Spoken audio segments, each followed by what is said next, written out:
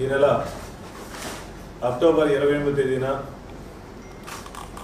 ఆంధ్ర రాష్ట్రం మొత్తం ఈ మెడికల్ కాలేజ్ని ప్రైవేటీకరణ చేస్తున్న వ్యతిరేకంగా వైఎస్ఆర్ కాంగ్రెస్ పార్టీ మా ప్రీతం నాయకులు వైఎస్ జగన్మోహన్ గారి ఆలోచన ప్రకారం ఈ రాష్ట్రం మొత్తం ప్రతి నియోజకవర్గంలో ప్రకాశం జిల్లాలో కూడా ప్రతి నియోజకవర్గంలో హెడ్ క్వార్టర్లో ఈ నెల 28వ తేదీ భారీ బహిరంగ ర్యాలీ జరగబోతుంది కాబట్టి వైఎస్ఆర్సీపీ క్యాడర్ అందరూ నాయకులందరూ ముఖ్యంగా ప్రజలందరూ కలిసి ఈ ర్యాలీని ప్రతి కాన్స్టిట్యున్సీ హెడ్ క్వార్టర్లో జయప్రదం చేయవలసిగా కూర్చున్నాము.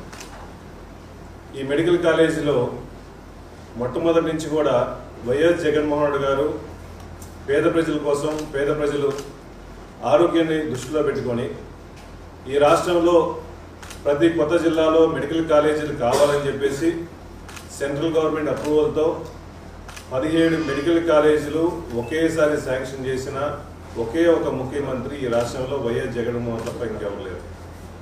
గతంలో ఈ రాష్ట్రంలో సుమారు 12 మెడికల్ కాలేజీలు ఉంటే ఎప్పుడూ లేని విధంగా ఒకేసారి ఒకే టర్మ్లో ముఖ్యమంత్రి గారు 17 శాంక్షన్ చేశారు. దాంట్లో జగన్మోహన్ గారి టైంలో 7 మెడికల్ కాలేజీలు కంప్లీట్ అయ్యి దాంట్లో 5 కాలేజీలు ఆల్రెడీ ఓపెన్ చేసుకుని దాంట్లో స్టూడెంట్స్ కూడా జాయిన్ అయిపోయి అన్ని మెడికల్ కాలేజ్ హాస్పిటల్ కూడా రన్ అవుతున్నాయి. ఇప్పుడు ఆ మిగిలిన 10 మెడికల్ కాలేజీని కావాలని చంద్రబాబు నాయుడు గారు వాళ్ళ బినామీల కోసం గుత్తాధిపత్యం కోసం కొంతమందికి ప్రైవేట్ వాళ్ళకి అప్పచెప్పాలని చెప్పేసి పీపీపీ మోడ్లో ఈ రాష్ట్రానికి సంబంధించిన ఆస్తి మొత్తం ప్రతి మెడికల్ కాలేజీలో ఆల్మోస్ట్ 50 ఎకరాలు ఉన్నాయి, అది అలాట్మెంట్ చేశారు. ప్రతి మెడికల్ కాలేజీలో జగన్మోహన్ గారి టైంలో ఈ 10 మెడికల్ కాలేజీలో సుమారుగా 70% నుంచి 80% కన్స్ట్రక్షన్గా అత్యధికంగా కన్స్ట్రక్షన్ కూడా చేస్తున్నారు. ఇవన్నీ కూడా వాళ్ళ మనుషులు కట్టబెట్టాలని చెప్పేసి ప్రజల సొమ్ము పబ్లిక్ సొమ్ము కావాలని చెప్పేసి ప్రైవేటీకరణ చేతులు పెట్టడం నిజంగా చాలా బాధాకరంగా ఉంది. అయ్యా చంద్రబాబు నాయుడు గారు ఈ రాష్ట్రంలో పేద ప్రజలకి ఎన్ని ఫెసిలిటీస్ ప్రొవైడ్ చేయాలని చెప్పి జగన్మోహన్ గారు మంచి ఆలోచనలతో ఉంటే మీరు ఈ మెడికల్ కాలేజీలన్నీ ప్రైవేటీకరణ చేతులు పెట్టి ప్రైవేటీకరణ చేస్తే ఈ రాష్ట్రంలో ప్రజలందరూ కూడా ఆ హాస్పిటల్ పోవాలన్నా మెడికల్ కాలేజీ పోవాలన్నా డబ్బులు పెట్టుకొని చూపించుకోవాల్సిన పరిస్థితి ఉంటుంది. కాబట్టి ఆ మెడికల్ కాలేజీలో కానీ హాస్పిటల్లో కానీ ఏ హాస్పిటల్లో ట్రీట్మెంట్ కానీ ఫ్రీగా చేయరు కదా. చేయనప్పుడు ప్రజలందరూ ఇబ్బంది పడుతున్నారు కదా. మీ స్వార్థం కోసం మీ మనుషుల కోసం ఎన్ని పెడితే ఈ రాష్ట్రంలో పేద ప్రజలు ఇబ్బంది పడుతున్నారు. కాబట్టి దయచేసి ప్రైవేటీకరణ చేయొద్దని చెప్పేసి రాష్ట్రం మొత్తంలో జగన్మోహన్ గారు మంచి ఆలోచనతో ఈ ఉద్యమం స్టార్ట్ చేశాం. ఈ రాష్ట్రంలో చాలా సంస్థలు ఓడరేవులు కానీ మా ఎన్హెచ్ రోడ్స్ కానీ ఎయిర్పోర్ట్లు కానీ ఈ ప్రైవేటీకరణ చేసుకోవడానికి ఎప్పుడు మేము వైఎస్ఆర్ కాంగ్రెస్ పార్టీ ఎప్పుడు అబ్జెక్షన్ పెట్టలేదు. ఇదే ఎందుకు అబ్జెక్షన్ పెడుతున్నామంటే ప్రజల కోసం ఉపయోగపడే విద్య వైద్య ప్రతి మానవుడి హక్కు ప్రతి ఒక్కడి హక్కు దీన్ని కూడా ప్రైవేటీకరణ చేస్తూ ఉంటే ఇంక పేద ప్రజలు ఎక్కడ చూపించుకుంటారు. రాజశేఖర్ గారి టైంలో Ongole medical college RIMS medical college Rajasekhar గారి టైంలో శాంక్షన్ చేశారు. ఆ మెడికల్ కాలేజ్లో ఎంఆర్ఐలు ఉన్నాయి, సిటీలు ఉన్నాయి, ఎన్నో ఆపరేషన్లు చేయించుకుంటా ఉన్నారు. రేపు మీరు పెట్టే హాస్పిటల్లో ఒక పేషెంట్ ఎంఆర్ఐ తీసుకోవాలనుకుంటే ఫ్రీగా ఇస్తారా? సిటీ ఫ్రీగా చేపిస్తారా? చేపించరు కదా, డబ్బులు తీసుకుంటారు కదా. అదేవిధంగా ఈ ప్రైవేట్ హాస్పిటల్లో వాళ్ళు తూతు మంత్రంగా చేసుకుంటారు. వచ్చేవాళ్ళు తూతు మంత్రంగా చేస్తారు కానీ వాళ్ళు పేదవాళ్ళకి సేవ చేయాలని ఎక్కువ ఆలోచన ఉండదు.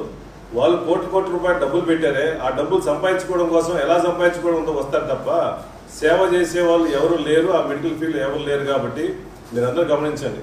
ఈ గవర్నమెంట్ హాస్పిటల్ అయితే డాక్టర్లందరూ ఫ్రీగా సర్వీస్ చేస్తారు. గవర్నమెంట్ శాలరీ ఇస్తుంది కాబట్టి మంచి స్టాఫ్ ఉంటారు, మంచి పొజిషన్లో ఉంటారు, మంచి ట్రీట్మెంట్ చేస్తారు. కాబట్టి మీరు ఒక్కటే ఆలోచించి ప్రైవేటీకరణ ఆపే వరకు ఈ రాష్ట్రంలో కానీ ప్రకాశం జిల్లా కానీ ప్రజలందరూ జగన్మోహన్ గారికి వైఎస్ఆర్ కాంగ్రెస్ పార్టీకి ఈ ప్రజల కోసం పోరాటం చేస్తున్నాం. కాబట్టి ఉద్యమానికి అందరూ సపోర్ట్ చేయాలని చెప్పి మనస్ఫూర్తిగా కోరుకున్నాం.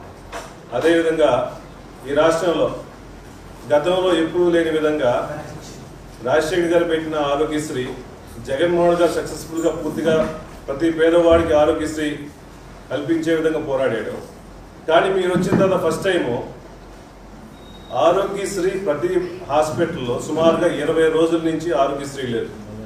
ఏ పేషెంట్ అక్కడ పోయినా కూడా ఆరోగ్యశ్రీలో మేము చూడలేము. చంద్రబాబు నాయుడు గారు సుమారుగా 3,000 కోట్ల రూపాయలు మాకు బకాయిలు ఉన్నారు, మీరు ఎక్కడన్నా ప్రైవేట్ హాస్పిటల్లో చూపించుకోండి అని అంటే వాళ్ళ ఇంటికి పోయేసి వాళ్ళ స్థలము బంగారం తాకట్టు పెట్టుకొని ఒక ప్రైవేట్ హాస్పిటల్లో చూపించుకున్న దౌర్భాగ్య పొజిషన్లో ఈ రాష్ట్రంలో ప్రజలు ఉన్నారంటే మీరంతా గమనించండి. ఆరోగ్యశ్రీ ఆగిపోయినా మీరు పట్టించుకోరు. జగన్మోహన్ గారి టైంలో ఆరోగ్య ఆసరా అని చెప్పేసి ఆ ట్రీట్మెంట్ అయిన తర్వాత కూడా 225 రూపాయలు ప్రతిరోజు ఇస్తా ఉంటే మీరు వచ్చిన తర్వాత ఆరోగ్య ఆసరా ఎత్తేసారు, ఆరోగ్యశ్రీ ఆపేశారు, మెడికల్ కాలేజీని ప్రైవేటీకరణ చేస్తున్నారు. ఈ రాష్ట్రంలో ఎన్నో రకాలుగా పేదవాళ్ళు ఇబ్బందులు పడుతున్నారు. సుమారు 20 రోజుల నుంచి ప్రతి పిహెచ్సి హాస్పిటల్ ఈ స్టేట్లో ఉన్న ప్రతి పిహెచ్సి హాస్పిటల్ ఉన్న డాక్టర్లందరూ సమ్మెలో ఉన్నారు. మీ ఆ సమ్మె రెక్టిఫై చేసుకునే పరిస్థితి లేదు. వర్షాకాలం సీజను, అందరు డయేరియా ఎక్కువ ఉంది, విష జ్వరాలు ఎక్కువ వస్తున్నాయి. ఆ పిహెచ్సి హాస్పిటల్ పోతే చూసేవాడు ఎవరు లేడు, మాట్లాడేవాడు లేడు, అట్లీస్ట్ ట్యాబ్లెట్లు ఇచ్చే పరిస్థితి లేదు. కాబట్టి మీ ప్రభుత్వంలో ఆరోగ్యశ్రీ పూర్తిగా ఉండిపడింది. పేషెంట్లు హాస్పిటల్ పోయే పరిస్థితి లేదు, వాళ్ళ సొంత ఆస్తులు అమ్మేసుకొని ప్రైవేట్ హాస్పిటల్ చూపించుకుంటారు. కాబట్టి మీరందరూ గమనించి ఇటువంటి పనులు మానుకొని ప్రైవేటీకరణ ఆపండి అని చెప్పి మనస్ఫూర్తిగా కోరుకున్నాము.